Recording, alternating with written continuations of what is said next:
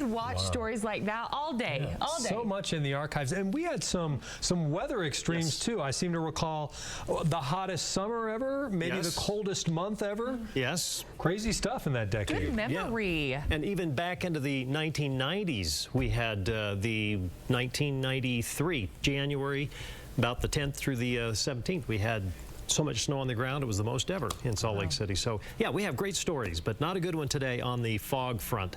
We have fog, and it is dense in spots. The airport having trouble getting the planes in and out. We are going to have more fog today, and where the fog wasn't as thick, we have the smog. And we call it smog because it's pollution and smog together. Unfortunately, that is going to continue today, tonight, through tomorrow with red air quality in Cache, Box Elder, Weber, Salt Lake, and Davis counties, as well as Utah County. That won't change tomorrow. Now, in Vernal, you have an inversion. You don't have as much pollution, but this is this morning's sunrise. Kevin Southers showing us the deep snow and the very cold temperatures in the Uinta Basin. Very, very cold there. And Eric Nelson was up on the top of the Wasatch Mountains looking down into the Ogden area, and you can see that layer of smog in the valley, but the mountains are clear and will remain clear. If you want to get out of this smog, the only way to escape it is, of course, to head to the hills. Temperatures today variable.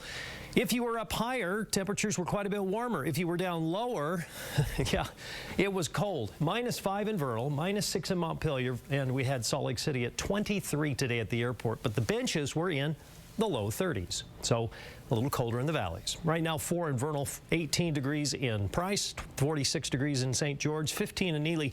Generally clear skies. This area out here in the West Desert full of fog. There is a storm in the south that's bringing some rain to Southern California. We call this situation with a high pressure over the top of a low pressure, we call it a Rex block.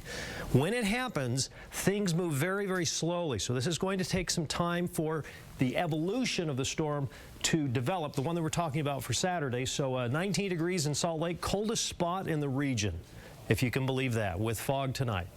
There's your northwest flow with the clouds coming in mainly over Montana and Wyoming. So clear skies tonight. There's the storm in Southern California. That will head through Arizona. The Rex block will continue to keep us under foggy, smoggy conditions through Saturday. So here's what we do. We put the maps into motion. High pressure moves over Utah. Here comes that cold front.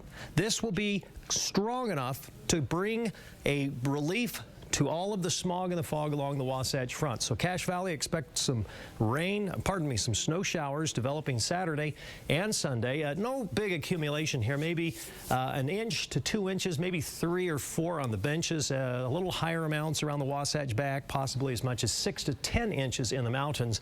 Brutally cold in the basin. Once the cold air returns, snow on the ground, you're back to -12 to -15 next week. You get a little reprieve, warming up to 23 on Sunday. Storm comes into Price, 30% chance for some showers again on Tuesday next week for southeastern Utah. A little bit of snow on Sunday. You warm up a little bit and then you turn cold as this next weather front moves by and brings in the very, very cold air. Same thing for Cedar City. A 30% chance on Sunday, some wind Saturday, and then cold again as the air turns quite a bit chilly, well below normal, 10 degrees or more below normal in St. George, but no precipitation reaching southern Utah. Now for the Wasatch Front, we did put that 30% chance in there for you on Saturday, but the wind blows and that clears the smog and brings a little snow Saturday night, Sunday morning. This is a 1 to 2 inch storm, maybe 3 inches in a few spots.